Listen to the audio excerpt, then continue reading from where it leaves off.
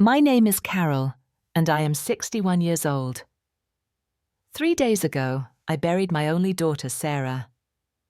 I thought the worst pain of my life was behind me. I thought my son-in-law and I would grieve together, support each other, hold on to what was left of our family. But I was wrong. Because the morning after the funeral, Derek looked me in the eye and told me to get out of my own house. Before I tell you what happened next, I would love to know where you are watching from. If you have ever felt betrayed by someone you trusted, hit that like button. Subscribe, because this story takes a turn you will not see coming. Stay with me, because what happened next changed everything. I have lived in Atlanta, Georgia for over 30 years. This house, the one Derek threw me out of, is where my husband Frank and I raised Sarah. Frank died 10 years ago from a heart attack, leaving me this house as my only real asset. It was not much, just a modest 3-bedroom home in a quiet neighborhood, but it was mine. It was paid off, full of memories, and it was supposed to be my security for the rest of my life. Sarah was my world. She was 35 when she died, a kindergarten teacher with the biggest heart you could imagine. She married Derek 7 years ago. He was a car salesman, charming enough on the surface, and Sarah loved him. When they got married, Derek did not have much money saved. They could not afford their own place right away, so I offered to let them stay with me. Just temporarily, I thought. But temporary became permanent. They had a son, Ethan, who is now 5 years old. That little boy became my sunshine. For years we lived together. I cooked meals, watched Ethan while Sarah and Derek worked, kept the house running. Derek was pleasant enough, though I noticed he was not around much. He worked late, went out with friends on weekends, always had some reason to be elsewhere. But I did not think much of it. I figured he was just busy, stressed from work. Sarah never complained, so I kept my thoughts to myself. Then 6 months ago, everything changed. Sarah started feeling tired all the time. She had stomach pains, lost weight. I pushed her to see a doctor. After weeks of tests, the diagnosis came: ovarian cancer, stage 4. The doctor said it had already spread. Treatment options were limited. I will never forget the look on Sarah's face when she told me. She sat at the kitchen table, pale and shaking, and said, "Mom, they are giving me 6 months. Maybe a year if I'm lucky." I held her while she cried. I promised her I would be there for every single moment, and I was. I sold my car to help pay for some of the treatments insurance would not cover. I drove Sarah to every chemotherapy appointment in Derek's truck when he was conveniently working. I sat beside her hospital bed when she was too weak to stand. I cooked special meals. She could keep down, rubbed her feet when they ached, read to her when she could not sleep. Derek, on the other hand, became even more absent. He said work was demanding, that he needed to keep up his sales numbers to cover the medical bills. But I noticed he smelled like alcohol when he came home late. I noticed the way he avoided looking at Sarah when she was at her sickest. When she asked him to stay home just one day, he snapped at her about responsibilities. I bit my tongue. Sarah was dying. The last thing she needed was conflict in her marriage. So I said nothing.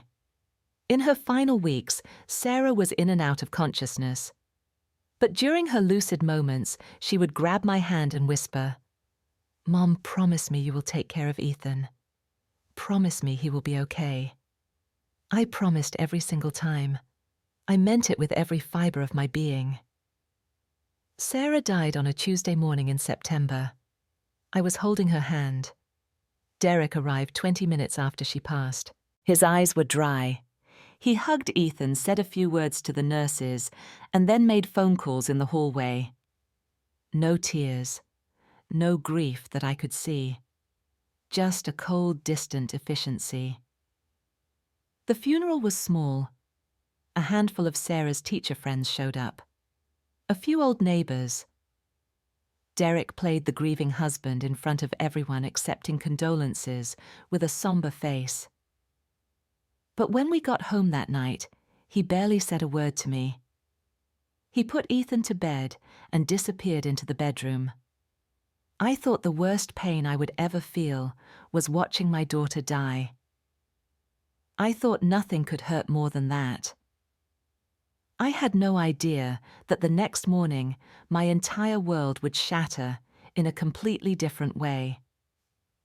I woke up early the day after the funeral. My body was running on autopilot. Grief had not even fully hit me yet. I was numb, moving through the motions. I went downstairs and started making breakfast for Ethan.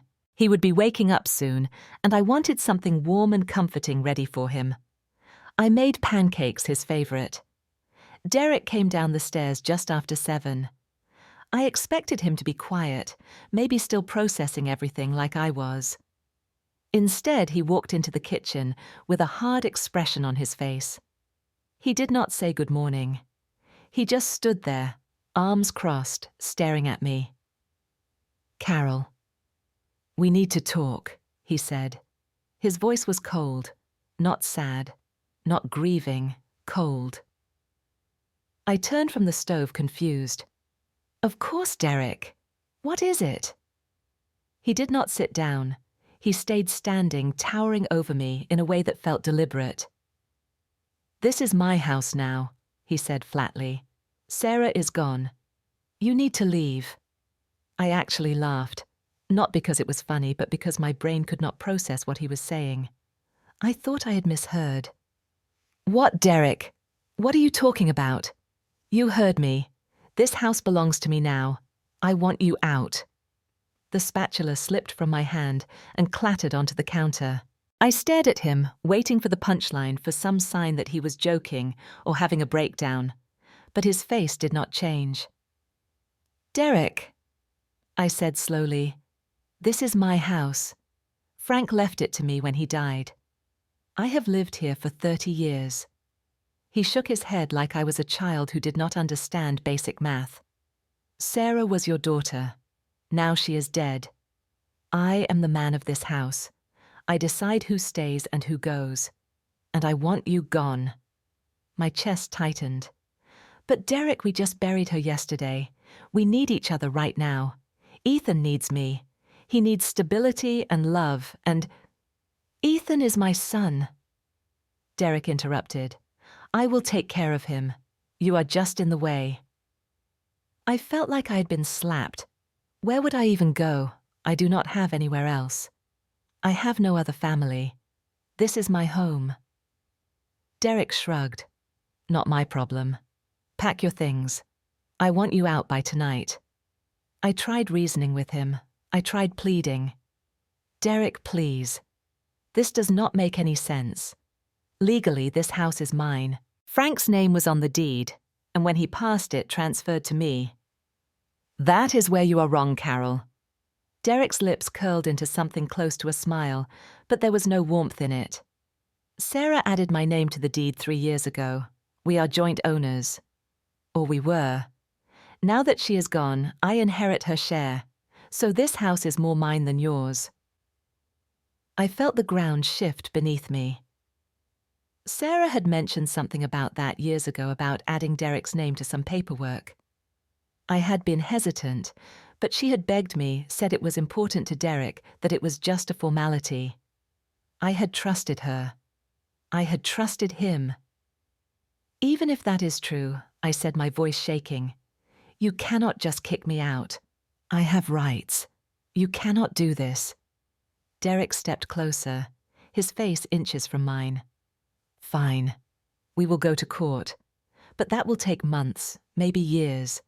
And in the meantime, I will make your life a living hell. Is that what you want? Do you want to fight me while trying to grieve your daughter?"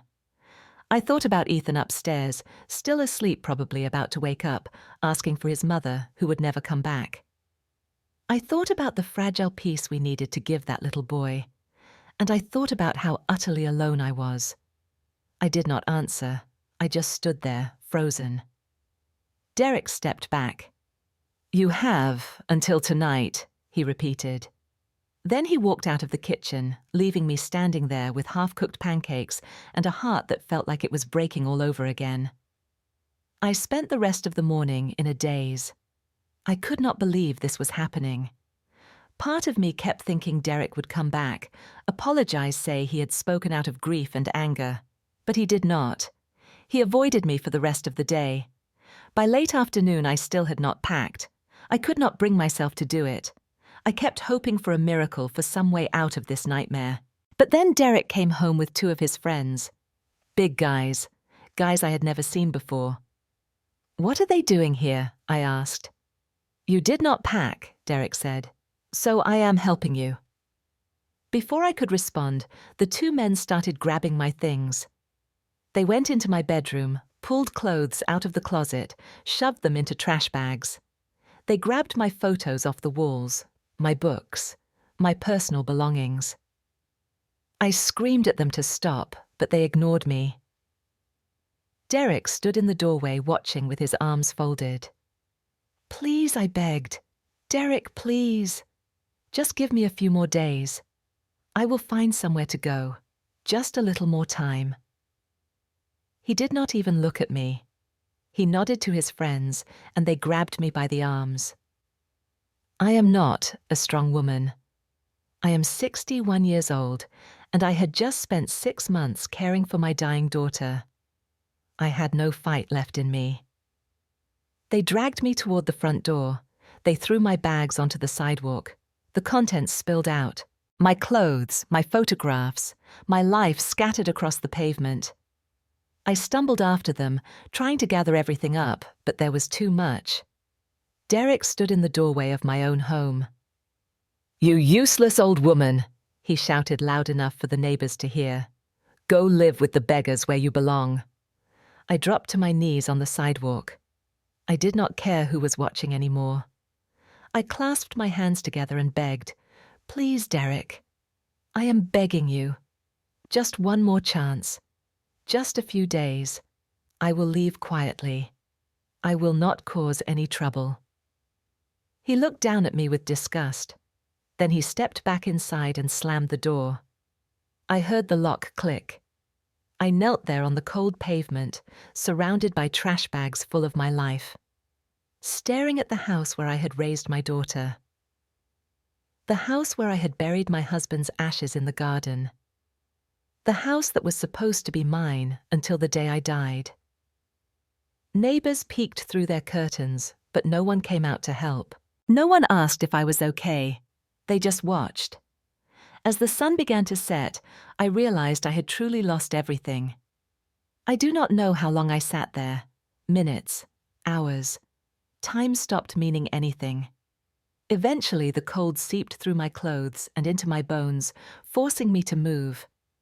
I could not stay on that sidewalk forever. I only had one person I could think to call. Grace. She had been my friend for nearly 20 years, a former co-worker from the hospital where I worked as a nurse. Grace had retired a few years before me and moved about 20 miles outside the city to a small apartment. We had not seen each other much since Sarah got sick. I had been too consumed with caregiving. I pulled out my phone with shaking hands and dialed her number. She answered on the 3rd ring. "Carol." Her voice was warm, concerned. "I have been thinking about you. How are you holding up after the funeral?" I opened my mouth to speak, but all that came out was a sob. "Carol, what happened? Talk to me." Through broken sentences and tears, I told her everything. Derek kicking me out, the bags on the street, the humiliation. By the time I finished, Grace was silent for a long moment. "That son of a..." She stopped herself. "Carol, where are you right now?" "Still outside the house.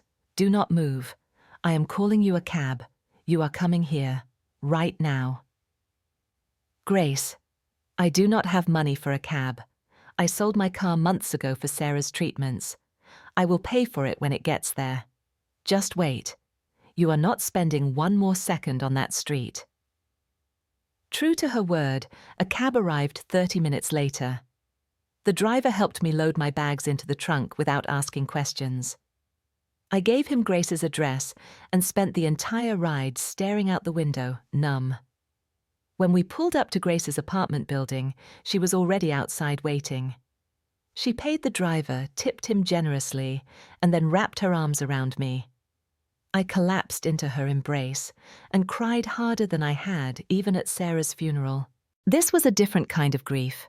This was betrayal. This was cruelty. Grace got me inside, settled me on her couch, and made me tea I could not drink.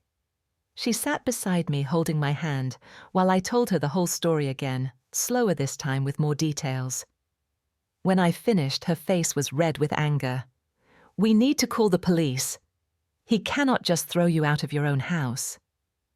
I shook my head. He said Sarah added his name to the deed. He said it is legally his now. Grace stood up and started pacing. "Then we get a lawyer. We fight this. There has to be something we can do. I do not have money for a lawyer, Grace. I used everything I had for Sarah. I am broke. Then we will find a way." She was adamant. "You are not letting that man steal your home. Not after everything you have been through." But I was too tired to fight, too broken. I just wanted to sleep and wake up, to find this had all been a horrible nightmare. Grace let me stay in her guest room, which was really just a corner of her living room, with a fold-out couch. I did not sleep that night. I stared at the ceiling, replaying every moment of the last 2 days. Sarah's funeral, Derek's cold face, the bags on the street, the locked door. And then I started thinking about details I had pushed aside in my shock. 3 years ago, when Sarah asked me about adding Derek's name to the house, I had been reluctant. I remembered that clearly. I had said it seemed premature that they should wait. But Sarah had been insistent.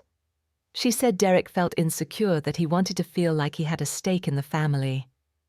Against my better judgment, I had agreed. But I also remembered something else. I had insisted we go to a lawyer. Not just any lawyer, but Philip Hartman. He was an old friend of Frank's, someone I trusted. I remembered going to his office with Sarah. We had signed papers, but what exactly had those papers said? I sat up in bed, my heart suddenly racing. I could not remember the specifics. Sarah had done most of the talking with Hartman. I had been distracted, uncomfortable with the whole thing. But I remembered Hartman saying something about protections, about making sure I was covered. Could there be something in those documents that Derek did not know about? The thought gave me the first spark of hope I had felt since Derek slammed the door in my face. The next morning, I waited until a reasonable hour and then called Philip Hartman's office. I did not even know if he was still practicing.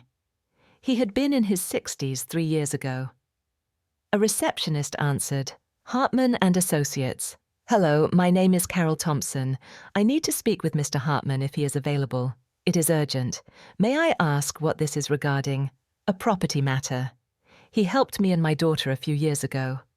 There was a pause. Then, "One moment, please." I held my breath. After what felt like an eternity, a familiar voice came on the line. "Carol Thompson. I was so sorry to hear about Sarah. I saw the obituary in the paper." Tears pricked my eyes.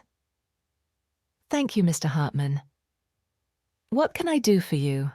I need to ask you about the paperwork we did 3 years ago, when Sarah added her husband's name to my house deed." Another pause. Then, "Can you come to my office today? I think we should discuss this in person." I took the bus to Hartman's office that afternoon. Grace offered to drive me, but I told her I needed to do this alone.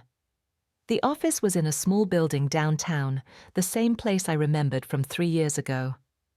Hartman met me in the waiting room himself. He was older now, more grey, but his handshake was still firm. He led me into his office, a cluttered space filled with law books and file cabinets. "Tell me what happened," he said gently.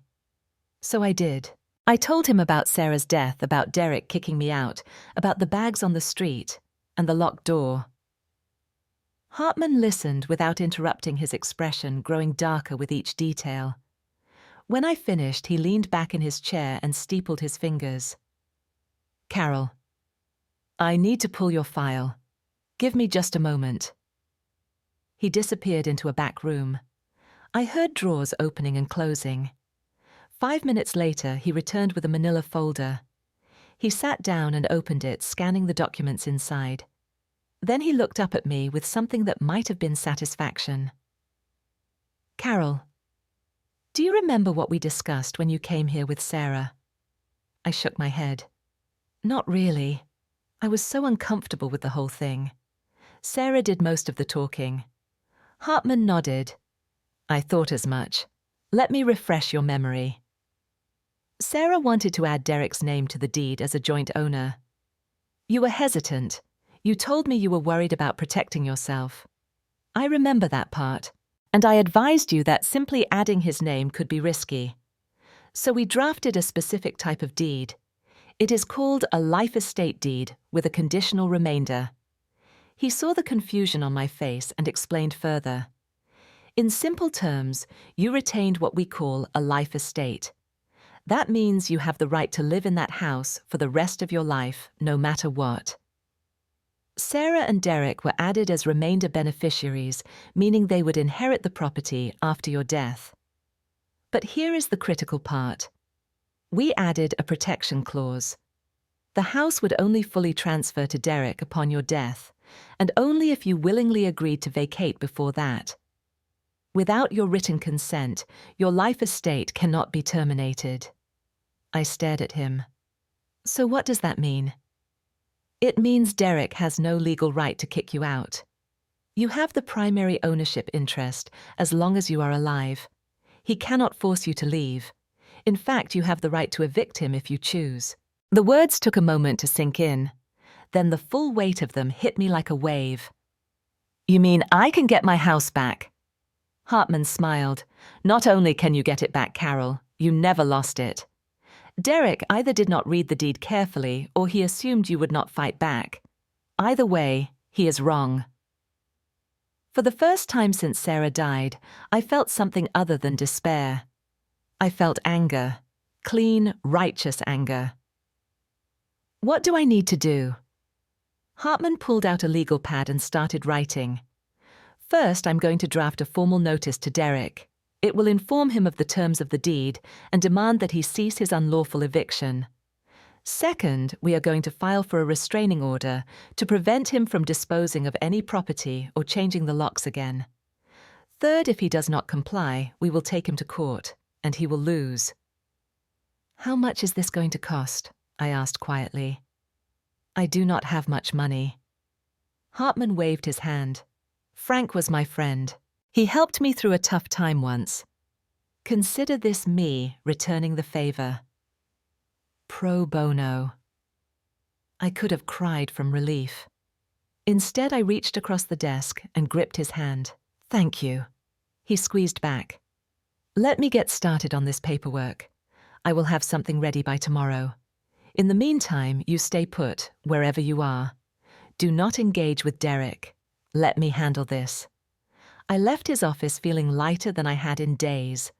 For the first time, I had hope.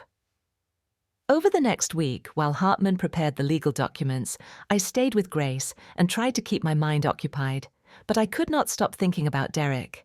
And the more I thought, the angrier I became. Grace noticed. She sat me down one evening with a glass of wine and said, "What is going on in that head of yours?" I have been thinking about Derek. About how he acted during Sarah's illness. And he was barely there, Grace. He left me to do everything. And now I keep wondering why. Why was he so absent? Grace hesitated. Then she said carefully, Carol, do you have a Facebook account? No. I never got into all that. Do you mind if I look up Derek? I did not understand why, but I nodded.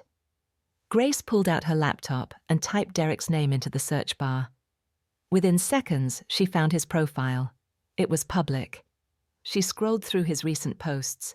Then she stopped. Her face went pale. What I asked, what is it? She turned the laptop toward me. On the screen was a photo Derek had posted 2 days after Sarah's funeral. He was at a bar, his arm around a young woman. They were both smiling. The caption read, "New Beginnings." I stared at the photo. The woman was pretty blonde, probably in her late 20s. She was leaning into Derek like they had known each other a long time. "Who is that?" I whispered. Grace clicked on the woman's profile. Her name was Brittany Shaw. Grace scrolled through Brittany's photos. There were several of her and Derek together, going back months. 6 months to be exact. "He was seeing her while Sarah was dying," Grace said quietly. The room spun. I grabbed the edge of the table to steady myself. Sarah had spent her last months in agony, and Derek had been with another woman. He had not been absent because of work. He had been absent because he was cheating. I felt sick. Grace kept scrolling. "Look at this." It was a photo of Brittany and Derek at a restaurant. The date stamp said it was from 4 months ago, right in the middle of Sarah's treatment. "He did not even have the decency to wait until she was gone," I said. Grace closed the laptop. "I am so sorry, Carol." But my sorrow was transforming into something else. Rage. Derek had not just kicked me out. He had betrayed my daughter in her final days. He had played the grieving husband at the funeral while planning his future with someone else. He was not going to get away with this. I called Hartman the next morning. "I need to tell you something." I explained what Grace and I had found. Hartman listened, then said, "This could be useful. If Derek was having an affair during Sarah's illness, it shows his character. It also suggests he may have been planning to remove you from the house for some time. This was premeditated. Can we use it? If we go to court, absolutely. But Carol, I think we can settle this faster. Let me send him the legal notice. Once he realizes he has no legal ground to stand on, he will back down. Men like Derek are bullies. They fold when confronted with the law." "Do it," I said. 3 days later, Hartman called me. "The notice has been sent. Certified mail. He will have it by tomorrow morning." I spent that night unable to sleep. Tomorrow, Derek would open an envelope and realize his mistake. Tomorrow, everything would change. Grace sat with me. "You okay?" "I do not know what I am, but I know I'm not backing down." "Good," Grace said. "Because you deserve better than this." Sarah deserved better. "And Ethan," I added. "Ethan deserves better than Derek." The next morning, Grace and I drove to my street. We parked a block away where we could see my house, but Derek could not see us. At exactly 9 in the morning, a mail truck pulled up. The carrier got out, walked to the door, and rang the bell. Derek answered. He looked annoyed. The carrier handed him a large envelope and a clipboard. Derek signed, took the envelope, and closed the door. Grace and I waited. About 5 minutes later, the front door flew open. Derek stormed out onto the porch holding papers in his hand. Even from a distance, I could see his face was red. He looked around wildly, as if expecting someone to be watching. Then he pulled out his phone. A moment later, my phone rang. It was Derek. I let it ring 3 times before answering. "Hello? What the hell is this?" Derek's voice was shaking with rage. I stayed calm. What, Derek?" "This legal notice. You cannot do this." "Actually, I can. The house is legally mine. You have 30 days to leave." There was sputtering on the other end. "You lied. You said Sarah put my name on the deed." "She did, but with conditions you conveniently forgot to mention. Or maybe you never knew because you did not bother to read the fine print. I will fight this. I will take you to court." "Go ahead," I said. "My lawyer is ready." "And Derek. While you are at it, you might want to explain to the judge why you kicked out a 61-year-old widow 3 days after her daughter's funeral." Silence. "Oh," I continued. "And one more thing. I know about Brittany." I heard him suck in a breath. "You were cheating on Sarah while she was dying. Did she know?" Did she die, knowing you had already moved on? How did you... You are not as clever as you think you are. You have 30 days, Derek. And I want Ethan. You are not fit to be a father. I hung up. Grace stared at me. That was incredible. I did not feel incredible. I felt hollow. But I also felt something else. Power. For the first time in my life, I had stood up to a bully and won. The next 2 weeks were tense. Derek tried calling several more times, but I did not answer. Hartman handled all communication. Derek's threats became weaker each time. First, he said he would sue. Then he said he just needed more time. Then he begged for a compromise. Hartman was firm. 30 days, not 1 day more. On day 20, Hartman called me with news. We are going to court tomorrow. Derek filed a motion to contest the eviction, but he is also filing for custody of Ethan. We need to be prepared. I felt a stab of fear. Can he take Ethan from me? Not if I have anything to say about it. I have gathered evidence of his neglect during Sarah's illness. The affair with Brittany, the fact that he threw you out immediately after the funeral. The judge will see him for what he is. The next day, Grace drove me to the courthouse. I wore the nicest outfit. I had a simple black dress Sarah had bought me years ago. My hands shook as we walked into the courtroom. Derek was already there with a lawyer. He would not look at me. Brittany sat behind him in the gallery. The hearing began. Derek's lawyer argued that he had been a good father, that he had a stable job, and that Ethan needed his father. Hartman countered with evidence. Photos of Brittany and Derek together during Sarah's illness. Testimony from Sarah's nurses about how I was the only one who showed up to appointments. A statement from a neighbor who had witnessed Derek throwing me out. Then Hartman called me to the stand. I answered every question honestly. I told the judge about Sarah's last words, begging me to take care of Ethan. I told him about Derek's absence, his cruelty, his affair. I did not cry. I just spoke the truth. When it was Derek's turn, his lawyer tried to paint me as bitter and vindictive. But when the judge asked Derek directly why he had evicted me 3 days after the funeral, Derek stammered. He had no good answer. The judge took less than 10 minutes to deliberate. He returned with his ruling. Full custody of Ethan would go to me. Derek would be allowed supervised visitation twice a month. Additionally, Derek was ordered to vacate my property within 7 days. I felt Grace squeeze my hand. We had won. Derek stood up, his face white. He looked at me across the courtroom, and for a moment I saw something like fear in his eyes. Then he turned and walked out. A week later, I returned to my house with a police escort. Derek had already moved out. The house was a mess.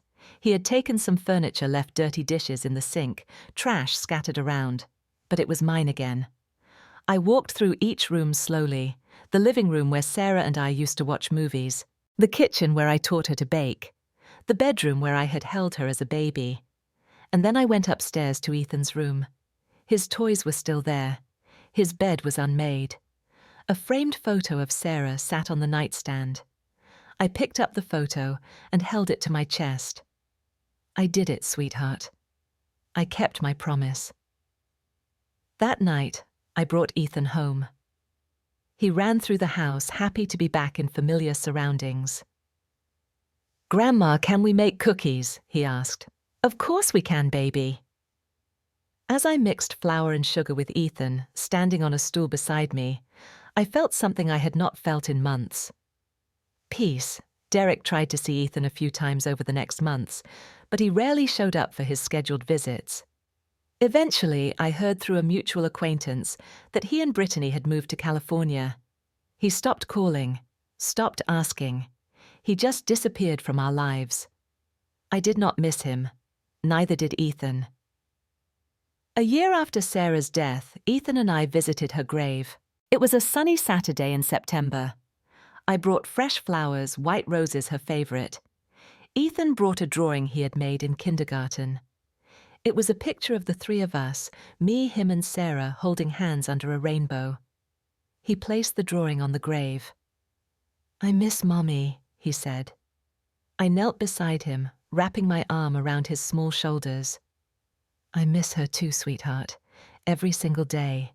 Is she watching us? I believe she is. And I think she is very proud of you." He thought about that for a moment. Then he asked Grandma, "Are you happy?" The question surprised me.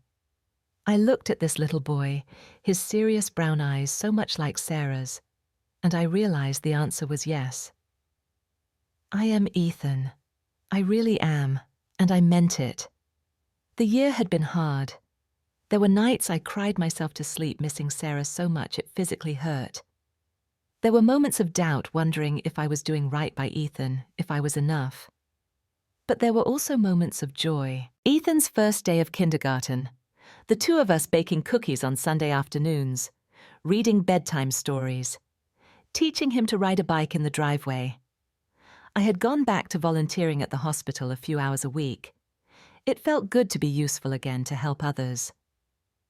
Grace and I had coffee every Thursday. I joined a book club. Slowly, carefully, I rebuilt a life. One afternoon while cleaning out the attic, I found a box I had not opened in years. Inside were old letters, photos, keepsakes. At the bottom was an envelope with my name on it, in Sarah's handwriting. My hands trembled as I opened it. The letter inside was dated 6 months before Sarah died, right after her diagnosis. "Mom," it began. "If you are reading this, I am probably gone. I want you to know I am sorry. I know Derek is not perfect. Lately I have seen signs he is not faithful, but I am too weak to confront him. I just want to make sure Ethan is taken care of. Please, if anything happens, protect my son. Do not let Derek take advantage. I trust you, Mom. I always have. I love you more than words can say. Sarah." I read the letter 3 times, tears streaming down my face. Sarah had known. She had known about Derek's betrayal, but she had been too sick, too tired to fight. So she had entrusted me with the fight instead. I folded the letter carefully and placed it back in the envelope. "I love you too, baby girl," I whispered. "And I promise I will keep protecting him, always." People often ask me if I forgive Derek. It is a complicated question. I do not think about him much anymore, honestly. My energy goes to Ethan, to building a stable, loving home for him, to honoring Sarah's memory by being the grandmother she knew I could be. Do I forgive him for kicking me out, for cheating on my dying daughter, for trying to steal my home? I do not know. Forgiveness feels like something I am not ready for yet. Maybe someday, or maybe never. And I have made peace with that. What I do know is this. That night on the pavement, when Derek threw my bags into the street and called me useless, I thought my life was over. I thought I had lost everything that mattered. My daughter was gone. My home was gone. My purpose was gone. But I was wrong. I had not lost everything. I had only lost the people who did not deserve to be in my life. And in the process of fighting back, I found something I did not know I had. Strength. The strength to stand up for myself. The strength to protect my grandson. The strength to reclaim my life. Derek thought I was weak because I was older, because I was grieving, because I was alone. He thought he could bully me into disappearing. He was wrong. And the look on his face when he realized it, when he opened that envelope and understood that I was not going away, that I was going to fight that moment, made everything worth it. Ethan is thriving now. He is doing well in school, has friends, loves playing soccer. Every night before bed, he hugs me tight and says, "I love you, Grandma." Those 4 words are worth more than anything Derek could have taken from me. I still live in the house Frank and I bought all those years ago. I still cook in the same kitchen, sleep in the same bedroom, tend the same garden. But it feels different now. It is not just a house anymore. It is a symbol, a reminder that I am stronger than I ever gave myself credit for. So let me ask you something. Have you ever been underestimated? Have you ever been told you were not strong enough, not important enough, not worth fighting for? I want to hear your story. Leave a comment below and tell me about a time you proved someone wrong. Hit that like button if this story resonated with you. Subscribe so you do not miss more stories of people who refuse to give up. And please share this with someone who needs to hear that they are stronger than they think. Thank you for listening to my story. Thank you for being here. I hope it reminded you that no matter how dark things get, there is always a way forward. There is always fight left in you. You just have to be brave enough to find it. Take care of yourselves, hold your loved ones close, and never ever let anyone make you feel small. You are worth so much more than that.